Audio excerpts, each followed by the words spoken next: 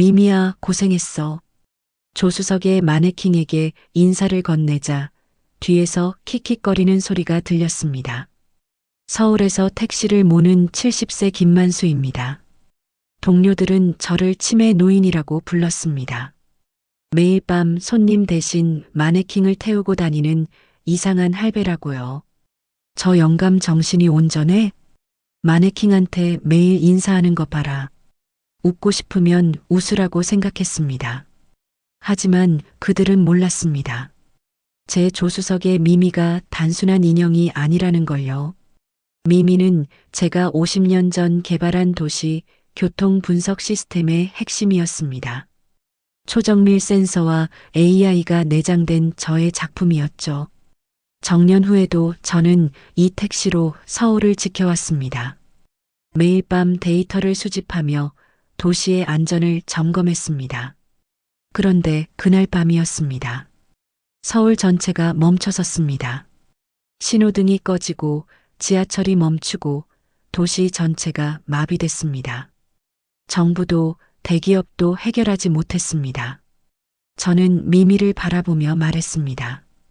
내가 나설 차례야. 30분 후 기적이 일어났습니다. 도시가 정상으로 돌아온 겁니다. 그리고 사람들은 알게 됐습니다. 무시하던 그 택시 할배가 누구였는지를요. 도대체 어떤 일이 일어난 걸까요? 뒷이야기가 궁금하시다면 구독 눌러주시고 댓글에 뒷이야기라고 남겨주세요. 미미야, 오늘도 수고했어. 저는 매일 밤 조수석의 마네킹에게 이렇게 인사를 건넵니다. 서울 강남역 택시 승강장 70세 김만수입니다. 뒤에서 킥킥거리는 소리가 들렸습니다. 동료 기사들이었습니다. 저 영감 진짜 치매 걸린 거 아니야? 누군가 큰 소리로 말했습니다. 마네킹한테 인사하고 앉았어. 완전히 돌았네. 웃고 싶으면 웃으라고 생각했습니다. 어차피 그들은 이해하지 못할 테니까요. 저는 이 도시에서 40년 넘게 택시를 몰았습니다. 아니, 정확히 말하면 10년입니다. 정년퇴직 전 50년은 다른 일을 했죠. 매일 밤 9시가 되면 저는 미미를 조수석에 앉힙니다. 키 165cm 정도 되는 여성 마네킹입니다. 갈색 머리에 단정한 정장을 입혔습니다. 사람들 눈에는 그냥 이상한 할배로 보이겠죠. 손님도 안 받고 마네킹 태우고 밤새 서울 시내를 도는 노인이요. 하지만 미미는 단순한 마네킹이 아닙니다. 제가 50년 전에 개발한 초정밀 도시 교통 분석 시스템의 중심부입니다. 머리에는 360도 회전 카메라가 내장돼 있고 몸통에는 진동 센서, 온도 센서, 소음 측정기가 들어 있습니다. 팔다리에는 GPS 신호 수신 장치가 숨어 있죠. 미미가 수집한 데이터는 실시간으로 제 태블릿으로 전송됩니다. 신호등 고장, 도로 파손, 교통 흐름 이상, 지하 진동 등 모든 것을 감지합니다. 저는 매일 밤 이 데이터를 확인하며 도시의 건강을 체크합니다. 마치 의사가 환자를 진찰하듯이요. 그리고 매일 밤의 마지막에 미미에게 고맙다고 인사합니다. 50년을 함께한 동료니까요. 택시 승강장 대기실에서 커피를 마시며 앉아 있었습니다. 벽시계를 보니 밤 9시 10분이었습니다. 만수 형님, 오늘도 마네킹 데이트 가시나요? 35세 박진우가 비아냥거리는 목소리로 말했습니다. 5년 전에 택시 기사를 시작한 젊은 친구입니다. 그래, 오늘도 나가봐야지. 저는 짧게 대답했습니다. 요즘 손님들 많은데 뭐하러 마네킹 싣고 다니세요? 이해가 안 되네. 진우 씨가 고개를 저으며 말했습니다. 형님 나이에 그러시면 안 되죠. 병원 한번 가보시는 게 어때요? 다른 기사 몇 명이 키득거렸습니다. 저는 아무 말도 하지 않았습니다. 설명해봤자 소용없으니까요. 진짜 걱정돼서 그러는 거예요. 요즘 치매 검사 무료래요. 진우 씨가 진지한 척 말했지만 눈은 웃고 있었습니다. 저는 자리에서 일어났습니다. 더 이상 듣고 싶지 않았습니다. 그럼 나 나간다. 밖으로 나와 제 택시로 걸어갔습니다. 10년 된 소나타 택시였습니다. 깨끗하게 관리해서 새 차처럼 반짝거렸습니다. 트렁크를 열고 미미를 꺼냈습니다. 조심스럽게 조수석에 앉혔습니다. 안전벨트를 채워줬습니다. 미미야, 오늘도 부탁해. 작은 목소리로 말했습니다. 미미의 센서들이 작동하기 시작했습니다. 제 태블릿 화면에 녹색 불이 들어왔습니다. 시동을 걸었습니다. 오늘도 서울 시내를 한 바퀴 돌 시간이었습니다. 저는 1975년생입니다. 올해 70세가 됐습니다. 젊은 시절 저는 공학도였습니다. 서울대학교 토목공학과를 나와 도시계획연구소에 들어갔습니다. 25세 때였죠. 그때는 서울이 지금처럼 거대한 도시가 아니었습니다. 지하철도 몇 개 노선밖에 없었고 자동차도 지금보다 훨씬 적었습니다. 저는 서울의 교통 시스템을 설계하는 팀에 배정됐습니다. 신호등 체계, 지하철 노선, 도로 확장 계획 등을 연구했습니다. 30대 초반에 저는 획기적인 시스템을 개발했습니다. 도시 전체의 교통 흐름을 실시간으로 분석하고 최적화하는 알고리즘이었습니다. 당시로서는 매우 앞선 기술이었습니다. 컴퓨터도 지금처럼 발달하지 않았던 시절이니까요. 정부는 제 시스템을 채택했습니다. 서울시 전역에 센서를 설치하고 중앙관제 시스템을 구축했습니다. 저는 그 프로젝트의 총괄 책임자가 됐습니다. 사람들은 저를 드라이브 K라고 불렀습니다. 김 박사라는 뜻이었죠.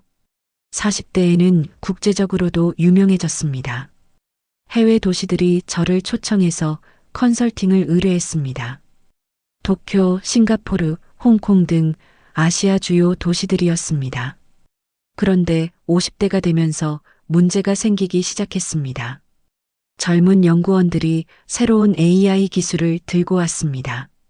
박사님, 시스템은 이제 구식입니다. 그들은 말했습니다.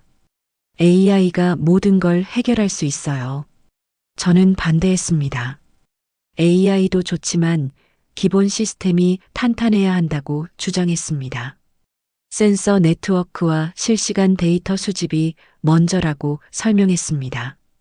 하지만 아무도 듣지 않았습니다.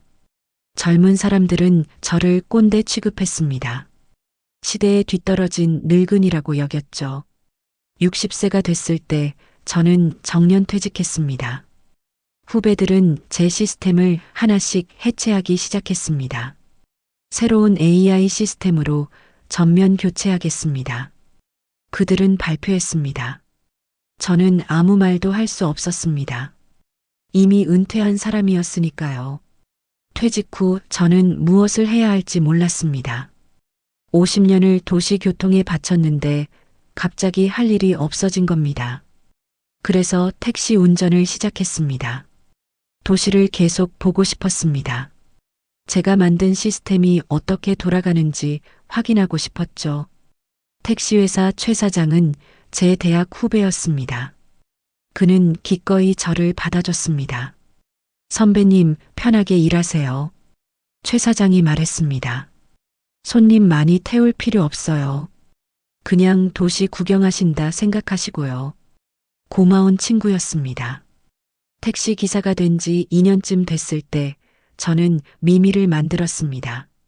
집 작업실에서 혼자 조립했죠.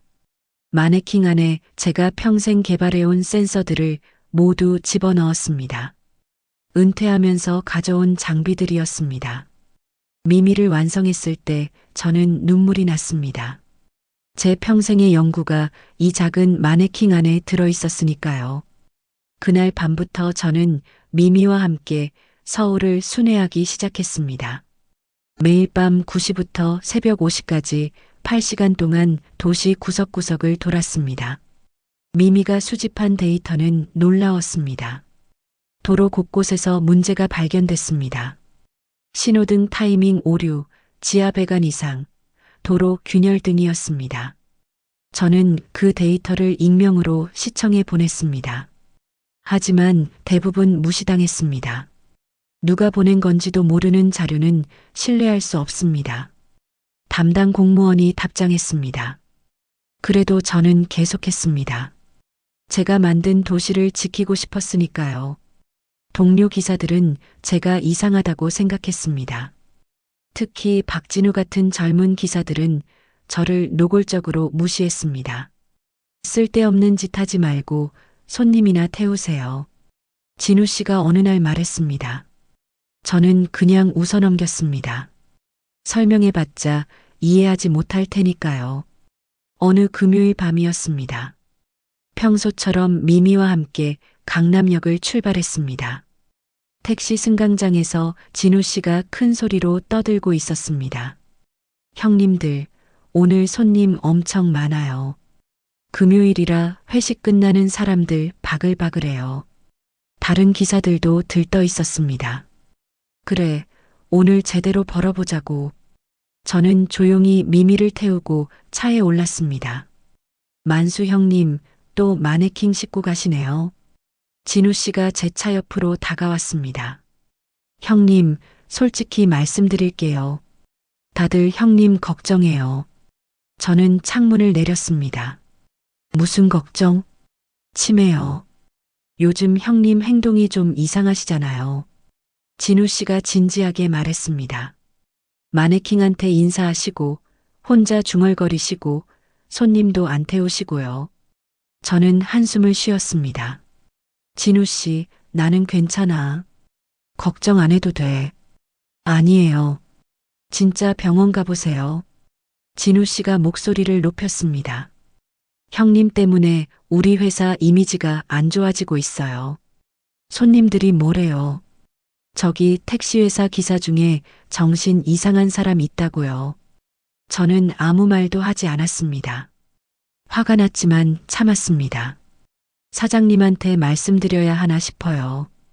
형님 좀 쉬셔야 할 것 같아요. 진우 씨가 단호하게 말했습니다. 알았어. 내가 알아서 할게. 저는 창문을 올렸습니다. 시동을 걸고 출발했습니다. 백미러에 진우 씨가 다른 기사들과 얘기하는 모습이 보였습니다. 손가락으로 저를 가리키며 뭔가 말하고 있었습니다. 기분이 안 좋았습니다. 하지만 이해했습니다. 젊은 사람들 눈에는 제가 이상하게 보일 테니까요. 강남대로를 따라 북쪽으로 올라갔습니다. 미미의 센서들이 작동하고 있었습니다. 태블릿 화면에 데이터가 실시간으로 표시됐습니다. 신호등 타이밍이 평소와 달랐습니다. 어딘가 이상했습니다. 빨간불과 파란불 사이의 간격이 불규칙했습니다. 미미야, 이상한데. 저는 작게 중얼거렸습니다. 데이터를 자세히 봤습니다. 강남역부터 삼성역까지 약 20개 신호등의 패턴이 모두 엉망이었습니다. 이건 단순한 오류가 아니었습니다. 누군가 의도적으로 조작한 것 같았습니다. 저는 태블릿에 메모를 했습니다. 시간과 위치, 이상, 징후 등을 기록했습니다.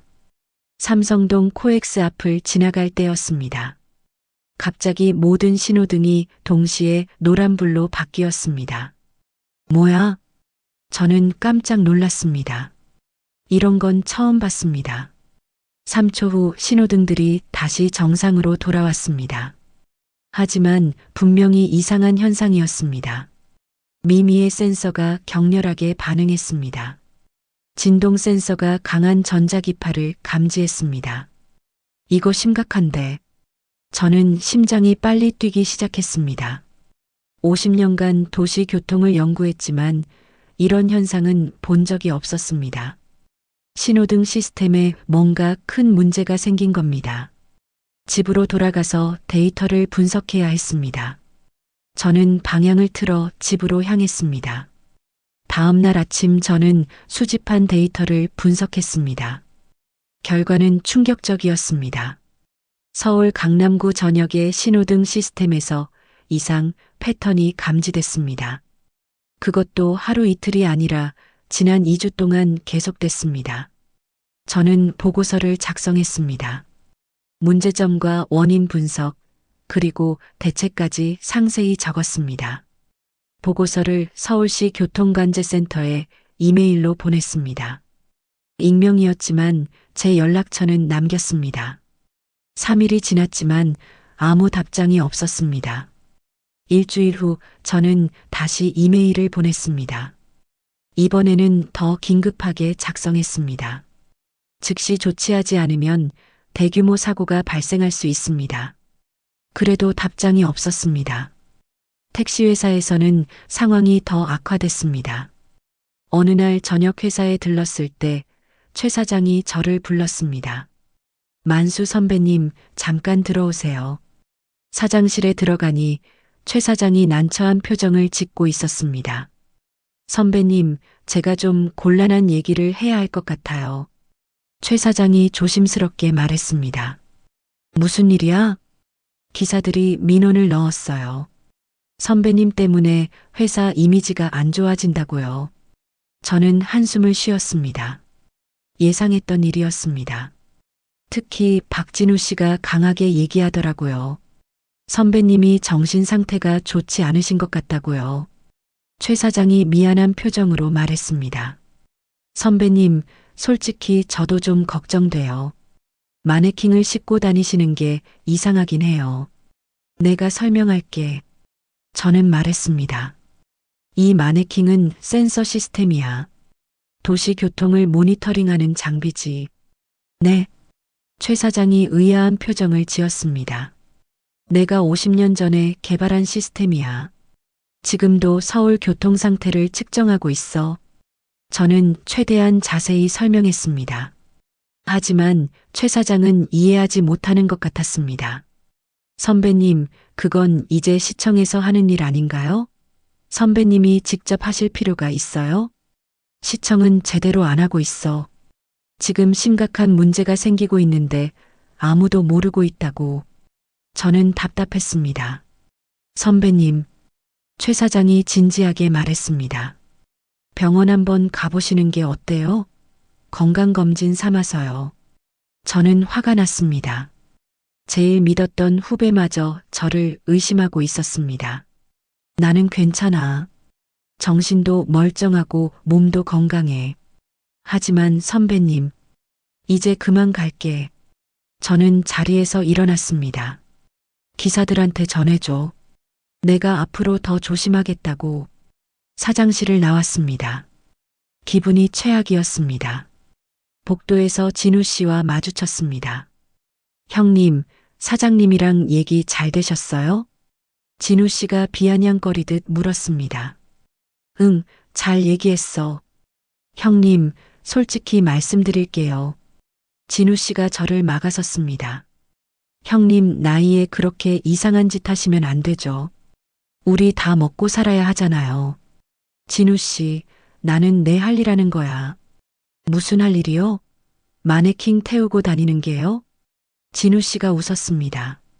형님, 제발 정신 좀 차리세요. 치매 검사 받으시고 아니면 그냥 쉬세요. 저는 더 이상 참을 수가 없었습니다. 진우 씨, 너가 뭘 안다고 그래? 제 목소리가 커졌습니다. 너가 이 도시에 대해 뭘 알아? 내가 50년 동안 뭘 했는지 알아? 50년? 형님, 그냥 택시 기사잖아요. 진우 씨가 어이없다는 표정을 지었습니다. 아니야. 나는 말을 멈췄습니다. 설명해봤자 소용없을 것 같았습니다. 뭔데요? 형님은 뭔데요? 진우 씨가 물었습니다. 됐어. 나간다. 저는 진우 씨를 지나쳐 밖으로 나갔습니다. 차에 올라 핸들을 잡았습니다. 손이 떨렸습니다. 분하고 억울했습니다. 50년간 이 도시를 위해 헌신했는데 이제는 치매 노인 취급을 받고 있었습니다. 하지만 포기할 수 없었습니다. 제가 발견한 문제는 심각했습니다. 누군가는 해결해야 했습니다. 그로부터 3일 후였습니다. 저는 평소처럼 미미와 함께 야간 순찰을 하고 있었습니다. 밤 11시쯤 선릉역 근처를 지나고 있었습니다. 갑자기 모든 신호등이 꺼졌습니다. 뭐야? 저는 급브레이크를 밟았습니다. 주변 차들도 모두 당황해서 멈춰섰습니다. 신호등뿐만 아니라 가로등까지 모두 꺼진 겁니다. 미미의 센서가 격렬하게 반응했습니다. 태블릿 화면이 빨갛게 물들었습니다. 이건 대규모 시스템 오류야. 저는 즉시 상황을 파악했습니다. 주변을 둘러봤습니다. 모든 건물의 신호등과 전광판이 꺼져 있었습니다. 하지만 건물 내부 불빛은 켜져 있었습니다. 전력 문제가 아니었습니다. 교통 제어 시스템만 마비된 겁니다. 저는 서울시 교통관제센터에 전화를 걸었습니다. 비상상황실 번호였습니다. 여보세요. 지금 강남구 일대 신호등이 모두 꺼졌어요. 네, 알고 있습니다. 지금 확인 중입니다. 담당자가 당황한 목소리로 대답했습니다. 얼마나 걸려요? 지금 도로가 완전히 막혔어요.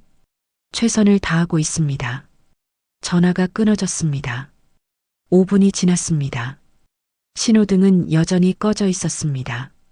차들이 경적을 울리기 시작했습니다. 사람들이 차에서 내려 소리를 질렀습니다. 10분이 지나자 상황은 더 악화됐습니다.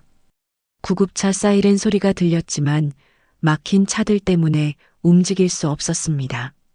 저는 미미의 데이터를 확인했습니다. 문제의 원인을 찾아야 했습니다. 데이터를 분석한 결과 충격적인 사실을 발견했습니다. 이것은 단순한 오류가 아니었습니다. 누군가 중앙 제어 시스템을 해킹한 겁니다. 그것도 매우 전문적인 방식으로요. 시스템의 핵심 알고리즘을 무력화시켰습니다. 저는 즉시 보고서를 작성했습니다. 문제의 원인과 해결 방법을 상세히 적었습니다. 이메일로 교통관제센터에 보냈습니다. 긴급이라고 제목에 큰 글씨로 썼습니다. 30분이 지났습니다. 답장이 없었습니다. 저는 다시 전화를 걸었습니다. 지금 이메일로 해결책을 보냈어요. 확인해 주세요. 누구세요? 담당자가 짜증난 목소리로 물었습니다. 그냥 시민입니다. 제가 문제 원인을 찾았어요. 지금 농담할 때가 아닙니다. 전화 끊겠습니다. 잠깐만요. 제 말 좀 들어보세요. 지금 비상 상황입니다. 민원은 나중에 해주세요. 전화가 끊어졌습니다. 저는 절망감을 느꼈습니다. 아무도 제 말을 들으려고 하지 않았습니다. 1시간이 지나자 서울 강남구 전체가 마비됐습니다. 뉴스에서 속보가 나왔습니다. 서울 강남구 일대 교통신호 시스템 마비, 원인 불명. 앵커가 심각한 표정으로 말했습니다. 저는 라디오를 들으며 한숨을 쉬었습니다. 제 손에 해결책이 있는데 아무도 믿어주지 않았습니다. 제가 50년간 쌓은 지식과 경험이 무시당하고 있었습니다. 미미를 바라봤습니다.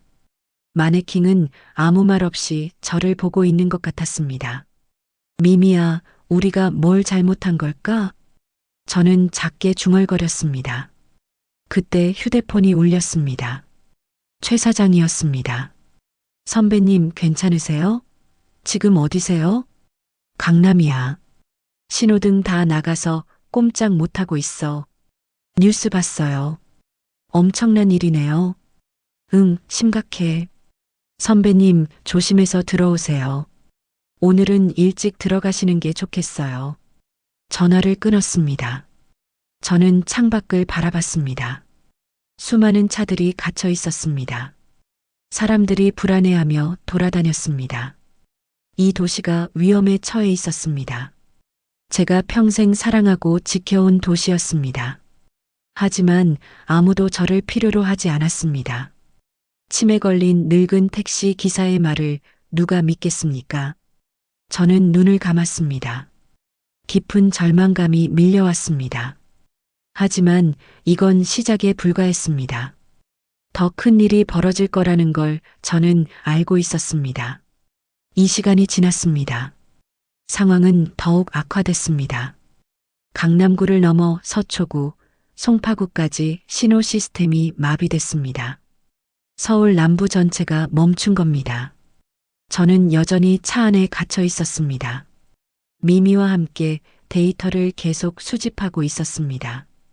태블릿 화면을 보니 패턴이 보였습니다. 이건 해킹이 맞았습니다. 그것도 내부자의 소행이었습니다. 시스템의 핵심 코드를 알고 있는 사람만이 이렇게 정교하게 무력화시킬 수 있었습니다. 저는 50년 전 제가 작성한 코드를 떠올렸습니다. 그 구조를 완벽히 알고 있었습니다. 이 부분을 먼저 복구하면 돼. 저는 혼잣말을 했습니다. 해결 방법을 메모장에 적었습니다. 단계별로 상세하게 작성했습니다. 하지만 문제가 있었습니다. 이걸 실행하려면 중앙제어실에 직접 접속해야 했습니다. 저는 퇴직자였습니다. 접근 권한이 없었습니다. 그때 뉴스에서 속보가 나왔습니다. 서울시 교통관제센터 비상대책본부 가동. 하지만 복구 시간 미정. 앵커가 말했습니다. 전문가들도 원인을 파악하지 못하고 있습니다. 전례 없는 대규모 시스템 마비 사태입니다. 저는 결심했습니다. 직접 나서야 했습니다. 차에서 내려 걸어가기 시작했습니다. 교통관제센터까지는 약 3km였습니다. 미미를 들고 걸었습니다. 사람들이 이상하게 쳐다봤지만 신경 쓰지 않았습니다. 30분 만에 교통관제센터 건물에 도착했습니다. 15층짜리 건물이었습니다. 정문 경비실에서 경비원이 저를 막았습니다. 어디 가시는 겁니까? 비상대책본부 가려고요. 저는 말했습니다. 관계자이신가요? 아니요. 하지만 문제 해결 방법을 알고 있어요. 경비원이 웃었습니다. 어르신, 지금 농담하실 때가 아닙니다. 돌아가세요. 제발 들어가게 해주세요. 정말 중요한 정보가 있어요. 안 됩니다. 허가 없이는 출입 불가입니다. 저는 답답했습니다. 어떻게든 들어가야 했습니다. 그때 한 젊은 남자가 건물에서 나왔습니다. 20대 후반으로 보였습니다. 명찰에 이민준이라고 적혀 있었습니다. 무슨 일이세요? 민준이가 물었습니다. 이 어르신이 본부에 들어가시겠대요. 경비원이 말했습니다. 저는 문제 해결 방법을 알고 있어요. 저는 간절하게 말했습니다. 해결 방법이요? 민준이가 관심 있다는 표정을 지었습니다. 네. 이건 해킹이에요. 중앙 제어 시스템 코어 알고리즘을 무력화시킨 거예요. 어떻게 그걸 아세요? 제가 그 시스템을 만들었거든요. 50년 전에요. 민준이가 눈을 크게 떴습니다. 50년 전에요? 그럼 혹시 그가 무언가 떠올리는 것 같았습니다. 잠깐만요. 따라오세요. 민준이가 저를 안으로 데려갔습니다. 엘리베이터를 타고 12층으로 올라갔습니다. 비상대책본부가 있는 층이었습니다. 복도는 난리가 났습니다. 직원들이 뛰어다니며 전화를 받고 있었습니다. 완전히 통제 불능입니다. 누군가 소리쳤습니다. 민준이가 저를 큰 회의실로 데려갔습니다. 안에는 20명 정도가 모여 있었습니다. 정면 스크린에는 빨갛게 표시된 서울 지도가 떠 있었습니다. 마비된 지역이었습니다. 국장님, 민준이가 50대 남자에게 다가갔습니다. 이분이 해결 방법을 알고 계시답니다. 국장이 저를 의심스럽게 쳐다봤습니다. 누구십니까? 김만수입니다. 전 도시교통 시스템 설계자였습니다. 도시교통 시스템 설계자요? 국장이 코웃음 쳤습니다. 지금 장난하는 겁니까? 장난 아닙니다. 제가 50년 전 이 시스템을 만들었어요. 저는 태블릿을 꺼냈습니다. 여기 데이터를 보세요. 문제의 원인이 나와 있어요. 태블릿을 국장에게 보여줬습니다. 국장이 화면을 봤지만 이해하지 못하는 표정이었습니다. 이게 뭡니까? 실시간 교통 데이터예요. 제 센서가 수집한 거예요. 저는 미미를 가리켰습니다.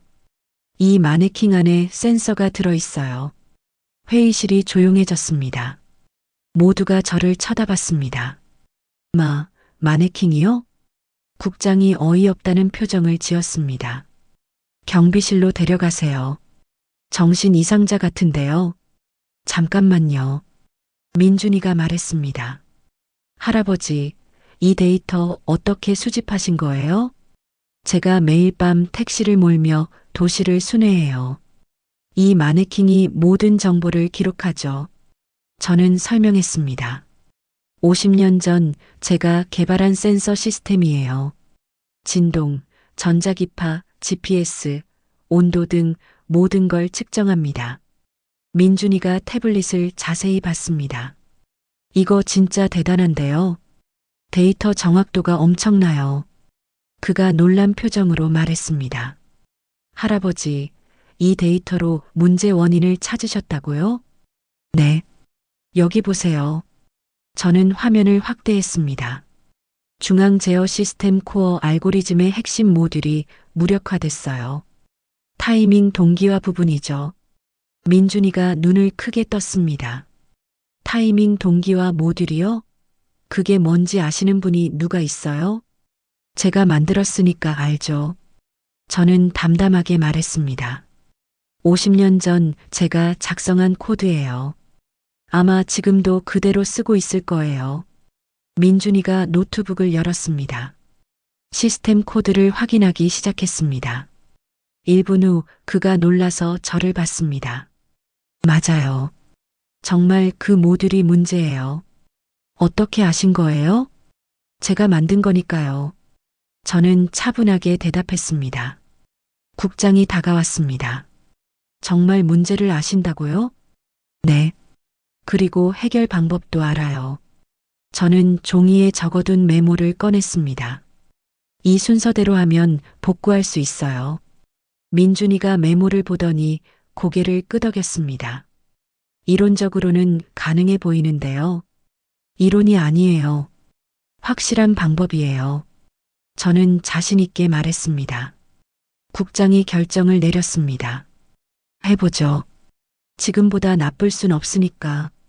민준이가 저의 지시에 따라 작업을 시작했습니다. 먼저 백업 서버로 전환하세요. 저는 말했습니다.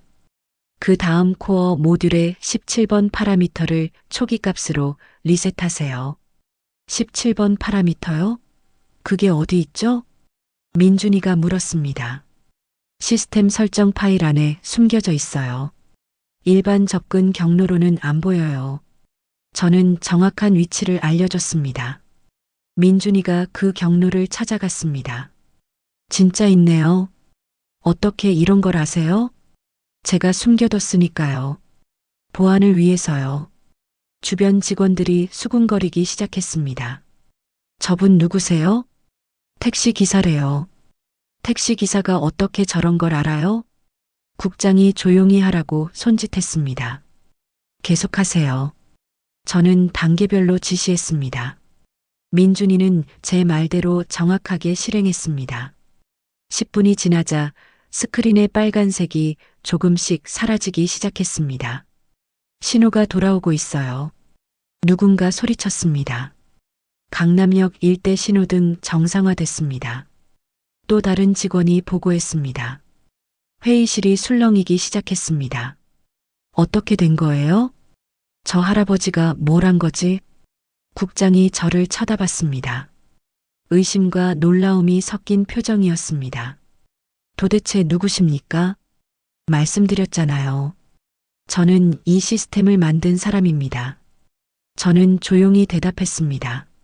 민준이가 검색을 시작했습니다. 노트북으로 뭔가 찾고 있었습니다. 할아버지, 혹시 본명이 김만수 맞으세요? 네, 맞아요. 그럼 혹시 드라이브 K라고 불리셨나요? 민준이가 조심스럽게 물었습니다. 저는 잠시 망설였습니다. 그 이름을 들은 게 얼마만인지 모르겠습니다. 그렇게 불렸었죠. 오래전 일이에요. 민준이가 노트북 화면을 국장에게 보여줬습니다. 국장님, 이것 좀 보세요. 화면에는 오래된 신문 기사가 떠 있었습니다. 서울 교통시스템 혁명, 천재 공학자 드라이브, K의 업적, 1985년 기사였습니다. 제 사진도 실려 있었습니다. 국장이 기사를 읽더니 저를 다시 쳐다봤습니다. 이분이 당신이라고요? 네. 40년 전 제 모습이에요. 회의실 사람들이 모두 저를 보기 시작했습니다. 분위기가 완전히 바뀌었습니다. 드라이브, K가 살아계셨어요? 전설의 그분이 여기 계시다고요? 직원들이 웅성거렸습니다. 민준이가 더 많은 자료를 찾았습니다. 할아버지, 1975년부터 1995년까지 서울교통인프라 설계 총괄 책임자이셨네요. 그때는 젊었죠. 저는 쓸쓸하게 웃었습니다. 하지만 이제는 그냥 택시 기사예요. 아니에요. 민준이가 고개를 저었습니다. 할아버지가 만든 시스템이 지금도 서울을 지키고 있어요. 40년이 지났는데도요. 저는 가슴이 뭉클했습니다. 누군가 제 일을 알아봐 주다니요.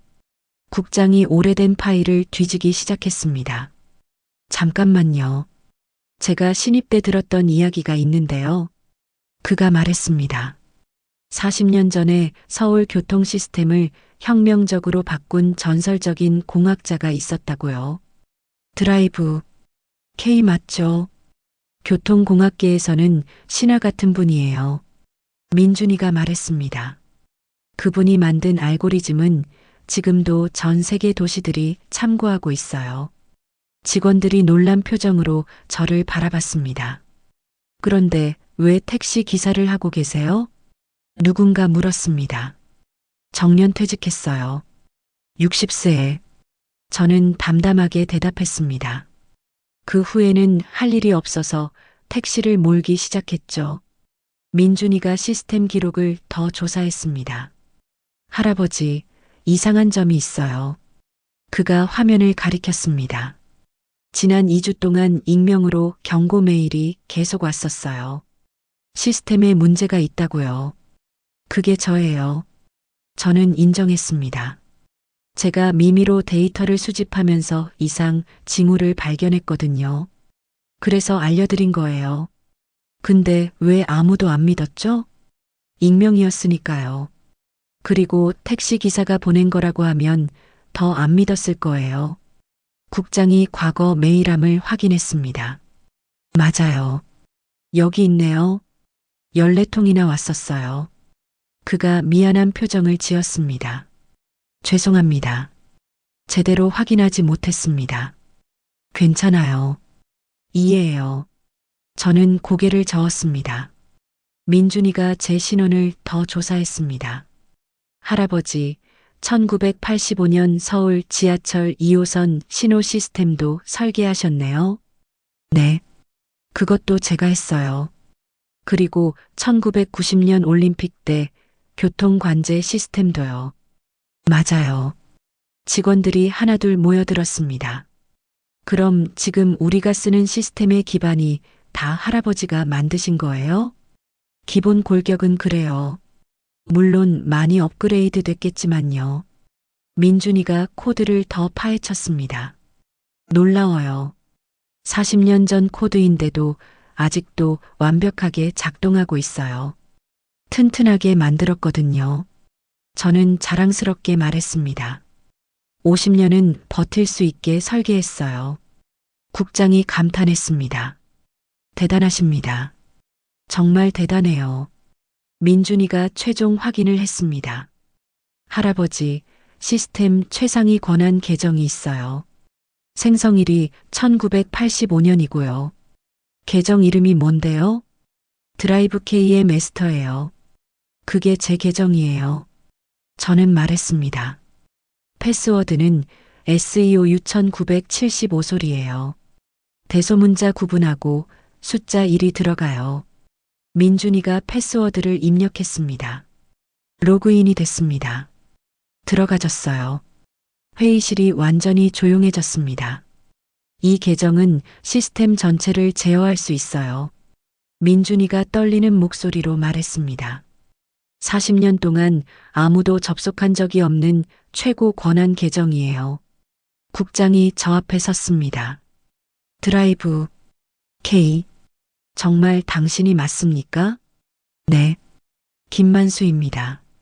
40년 전에는 드라이브 K라고 불렸죠. 저는 담담하게 대답했습니다. 지금은 그냥 70세 택시 기사고요. 직원들이 박수를 치기 시작했습니다. 하나 둘씩 일어서더니 모두가 박수를 쳤습니다.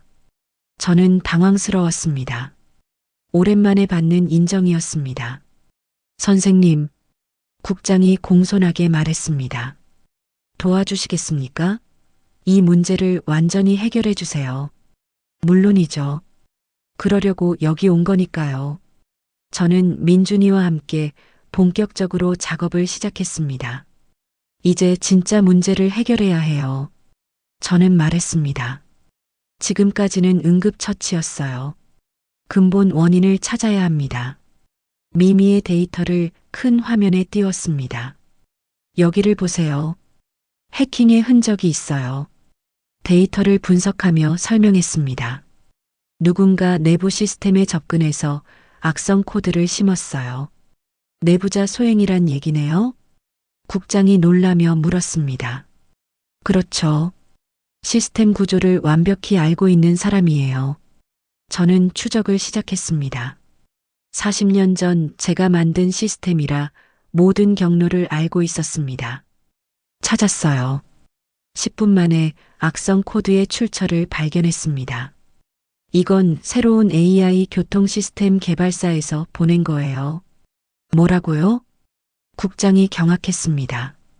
시청과 계약한 그 회사요? 네.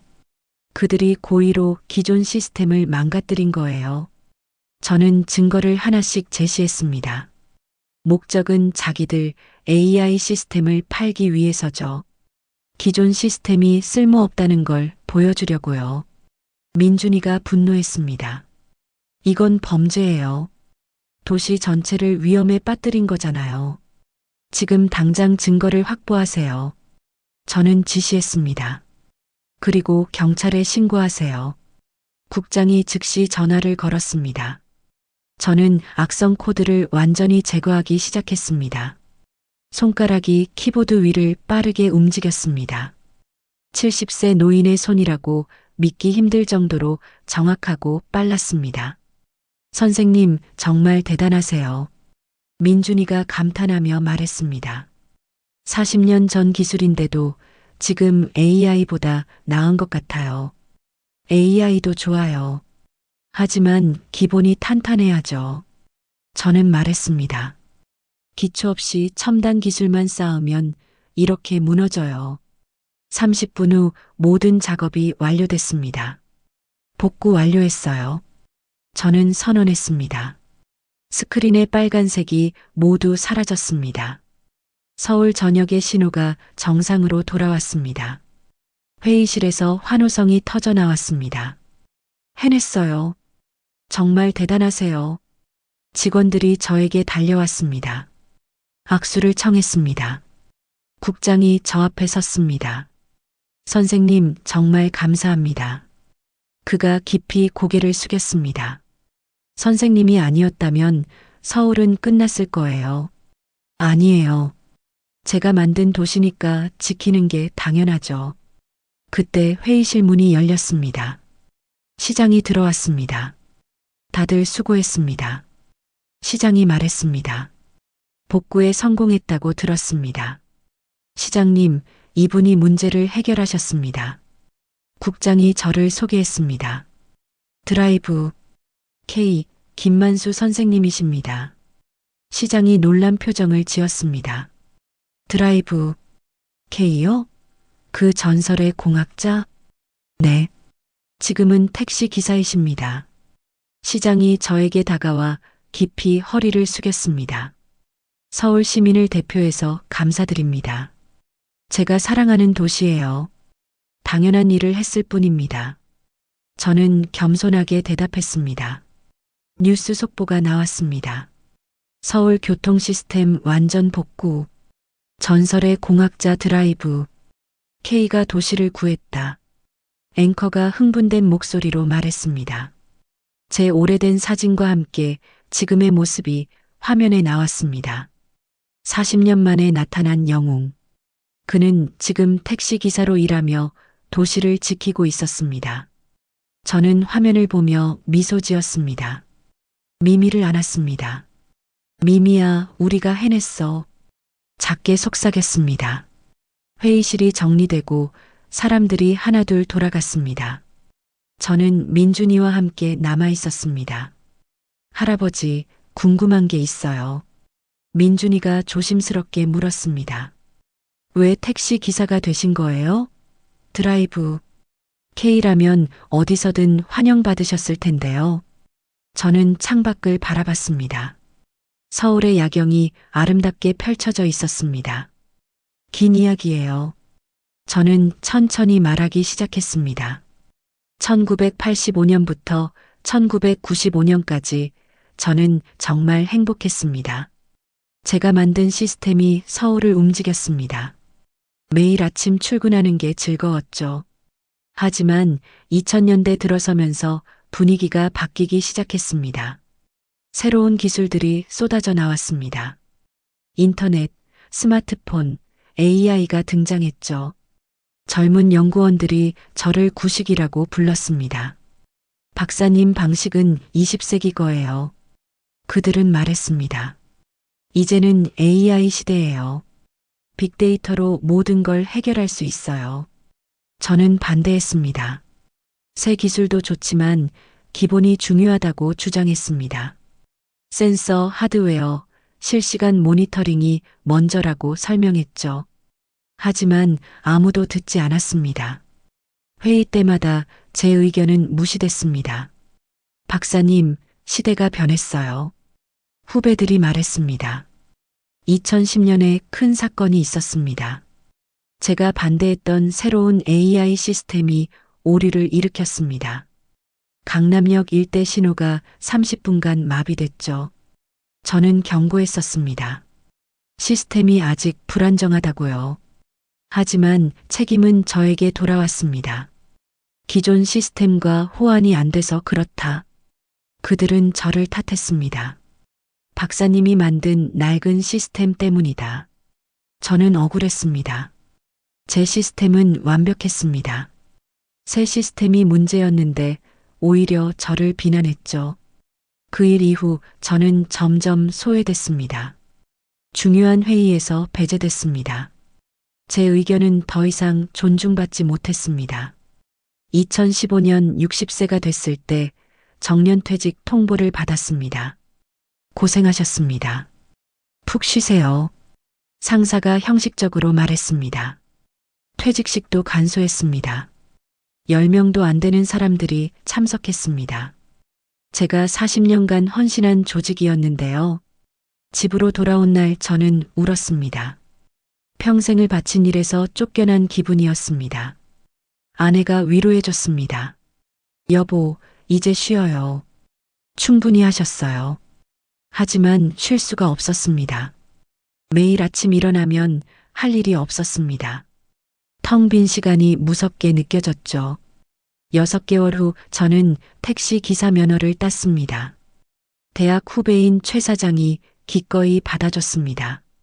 택시를 몰면서 저는 제가 만든 도시를 계속 볼 수 있었습니다. 신호등, 도로, 지하철역, 모든 게 제 작품이었습니다. 하지만 문제가 보이기 시작했습니다. 여기저기서 고장나고 있었습니다. 새로 도입된 시스템들이 기존 시스템과 충돌하고 있었죠. 저는 걱정이 됐습니다. 제 아이 같은 도시가 병들어가고 있었으니까요. 그래서 미미를 만들었습니다. 2017년이었습니다. 집 지하 작업실에서 6개월간 작업했습니다.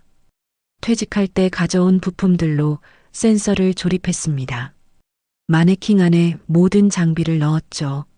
미미를 완성했을 때 저는 다시 살아있는 기분이었습니다.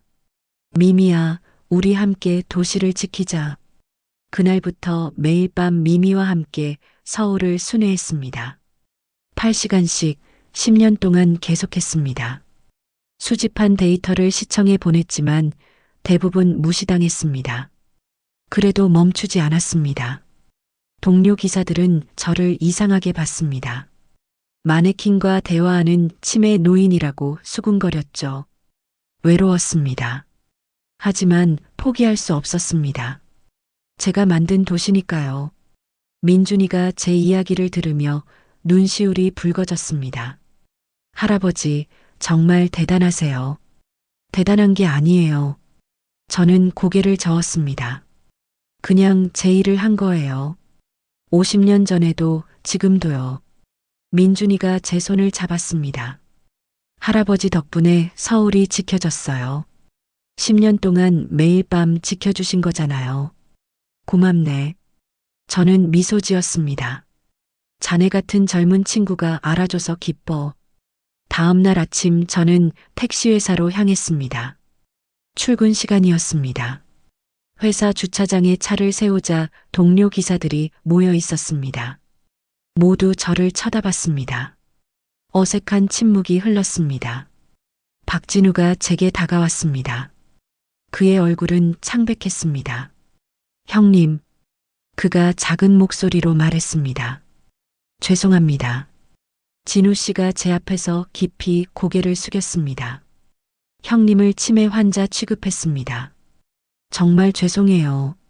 다른 기사들도 하나둘 다가와 고개를 숙였습니다. 저희가 몰랐습니다. 용서해 주세요. 저는 손을 저었습니다. 괜찮아요. 이해해요. 아니에요. 진우 씨가 울먹였습니다. 형님이 도시를 구하셨잖아요. 그런데 저희는 형님을 무시하고 비웃었어요. 진우 씨, 저는 그의 어깨를 두드렸습니다. 자네들 눈에는 내가 이상하게 보였을 거야. 당연해. 하지만 됐어. 이제 서로 이해했으니까. 최 사장이 사장실에서 나왔습니다. 선배님, 그가 달려왔습니다. 뉴스 봤어요. 정말 대단하세요. 별거 아니야. 별거 아니긴요. 최 사장이 웃었습니다. 서울시장이 직접 감사 전화했어요. 우리 회사예요. 그래. 선배님 덕분에 우리 회사가 유명해졌어요. 기사들이 박수를 치기 시작했습니다. 처음에는 몇 명이 치더니 점점 많아졌습니다. 저는 당황스러웠지만 기분이 좋았습니다. 형님, 정말 존경합니다. 진우 씨가 진심으로 말했습니다.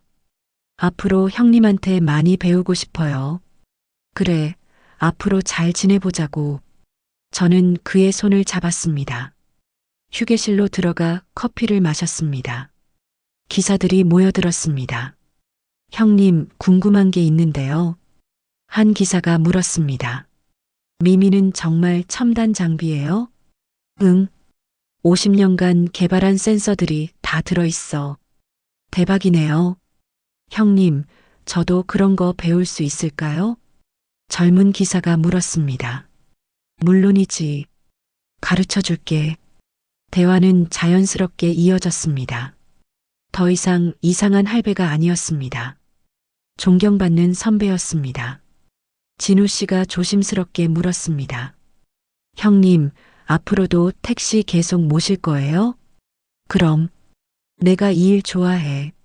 하지만 형님은 전설의 공학자잖아요. 전설은 옛날이야. 지금은 택시 기사고. 저는 웃으며 말했습니다. 그게 더 좋아. 도시를 직접 보면서 일할 수 있잖아. 기사들이 고개를 끄덕였습니다. 형님 말씀 들으니 택시 기사가 자랑스러워지네요. 누군가 말했습니다. 맞아요. 우리도 도시를 지키는 사람들이죠. 그렇지. 저는 미소 지었습니다. 모든 일은 소중해. 택시기사도 청소부도 경비원도 다 중요한 일이야. 휴게실이 따뜻한 분위기로 가득 찼습니다. 일주일 후 저는 교통관제센터로부터 연락을 받았습니다. 선생님, 자문위원을 맡아주실 수 있으세요? 국장이 정중하게 부탁했습니다. 자문위원이요? 네. 월 2회 정도 센터에 오셔서 조언해 주시면 됩니다. 저는 고민했습니다. 제가 나이가 많은데 도움이 될까요? 선생님보다 이 시스템을 잘 아는 사람은 없어요. 민준이가 말했습니다. 젊은 직원들도 선생님께 배우고 싶어 해요. 그럼 해볼게요. 저는 수락했습니다. 첫 자문회의가 열렸습니다. 30명의 직원들이 모였습니다. 대부분 20대, 30대 젊은이들이었습니다. 안녕하세요. 김만수입니다. 저는 간단히 인사했습니다. 오늘은 제가 50년 전에 왜 이렇게 시스템을 설계했는지 말씀드리겠습니다. 이 시간 동안 강의를 했습니다. 기초 원리부터 설계 철학까지 자세히 설명했습니다. 젊은 직원들이 열심히 듣고 질문했습니다. 선생님, AI와 기존 시스템을 어떻게 조화시킬 수 있을까요? 좋은 질문이야. 저는 칠판에 그림을 그렸습니다. AI는 상층부에 두고 기본 센서와 하드웨어는 하층부에 두는 거야. 이렇게 레이어로 분리하면 돼. 아, 그렇게 하면 기존 시스템을 버리지 않아도 되겠네요. 맞아. 버릴 게 아니야. 발전시키는 거지. 회의가 끝나고 민준이가 다가왔습니다. 할아버지, 제가 제안이 하나 있어요. 뭔데? 할아버지가 수집하신 10년치 데이터, 우리 센터 시스템에 통합하면 어떨까요? 저는 눈이 반짝였습니다. 그거 좋은 생각이네. 미미도 공식 센서 네트워크에 포함시키고요. 정말? 네. 할아버지 센서가 정확도가 제일 높아요. 우리가 배워야 해요. 저는 가슴이 뿌듯했습니다. 10년간의 노력이 인정받는 순간이었습니다. 그날부터 저는 새로운 역할을 하게 됐습니다. 밤에는 택시를 몰며 데이터를 수집하고 낮에는 센터에서 젊은 엔지니어들을 가르쳤습니다. 택시회사 동료들도 달라졌습니다. 진우 씨는 제일 열심히 배우는 학생이 됐습니다. 형님, 오늘 배운 거 복습하고 있어요. 그가 노트를 보여줬습니다. 오, 잘했네. 형님처럼 되고 싶어요. 그냥 택시 모는 게 아니라 도시를 이해하면서 일하고 싶어요. 좋은 마음가짐이야. 저는 그의 어깨를 두드렸습니다. 어느 날 집에 돌아오니 아내가 웃으며 말했습니다. 여보, 요즘 정말 행복해 보여요. 그래? 네. 10년 만에 처음 보는 표정이에요. 아내가 제 손을 잡았습니다. 당신이 다시 인정받아서 제가 더 기뻐요. 고마워. 당신이 지지해줘서 여기까지 왔어. 우리는 서로를 꼭 껴안았습니다. 6개월이 흘렀습니다.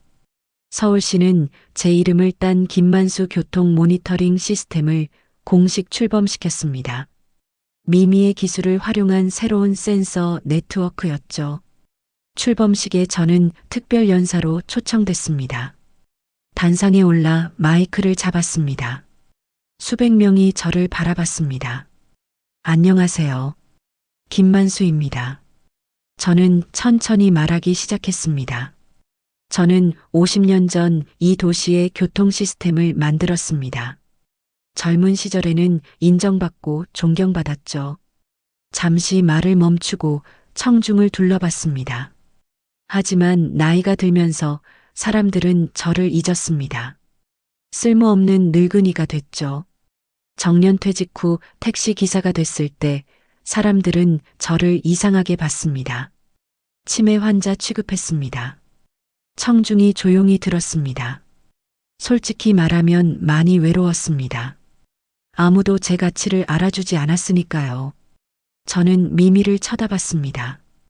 오늘도 제 옆에 서 있었습니다. 하지만 포기하지 않았습니다. 제가 사랑하는 도시를 계속 지켰습니다. 이 마네킹 미미와 함께 10년 동안 매일 밤 서울을 순회했습니다. 사람들이 비웃어도 멈추지 않았습니다. 목소리가 떨렸습니다. 왜냐하면 저는 알고 있었거든요. 진짜 가치는 겉모습이 아니라 마음에 있다는 걸요. 나이가 많다고, 직업이 천하다고, 무시받아도 괜찮습니다. 중요한 건 자신이 하는 일에 자부심을 갖는 거예요. 청중이 고개를 끄덕였습니다. 저는 택시 기사입니다. 그리고 그게 자랑스럽습니다. 박수가 터져 나왔습니다. 처음에는 몇 명이 치더니 점점 많아져서 전체가 기립박수를 쳤습니다. 저는 눈물이 났습니다. 50년 만에 받는 진심 어린 박수였습니다. 식이 끝나고 많은 사람들이 악수를 청했습니다. 선생님, 정말 감동적이었어요. 저도 용기를 얻었습니다. 나이 들어도 꿈을 포기하지 않겠습니다. 젊은이들이 말했습니다. 저는 한 명 한 명과 악수하며 격려했습니다. 자네들이 미래야. 열심히 해. 그날 밤 저는 평소처럼 미미와 함께 택시를 몰았습니다. 강남대로를 달리며 창밖을 봤습니다. 신호등이 완벽하게 작동하고 있었습니다. 제가 50년 전에 설계한 그대로였습니다. 미미야, 우리가 지킨 도시야. 저는 작게 말했습니다. 아름답지? 신호등이 초록불로 바뀌었습니다. 차들이 일제히 출발했습니다. 완벽한 조화였습니다. 저는 미소 지었습니다. 70세 택시 기사, 전설의 공학자, 도시의 수호자, 이 모든 게 접니다. 하지만 제일 중요한 건 이거예요. 저는 제가 하는 일을 사랑합니다. 그리고 그것만으로 충분합니다. 미미야, 오늘도 고생했어. 저는 조수석의 마네킹에게 인사했습니다. 내일도 우리 함께 도시를 지키자. 서울의 야경이 아름답게 빛났습니다. 제가 평생 사랑한 도시였습니다. 그리고 저는 오늘도 그 도시를 지키는 평범한 택시 기사였습니다. 이야기의 교훈. 나이가 많다고, 직업이 평범하다고 무시받아도 괜찮습니다. 진정한 가치는 겉모습이 아니라 마음속에 있습니다. 자신이 하는 일에 자부심을 가지고 묵묵히 최선을 다하는 사람. 그 사람이 진짜 영웅입니다. 70세 택시 기사 김만수 할아버지처럼요.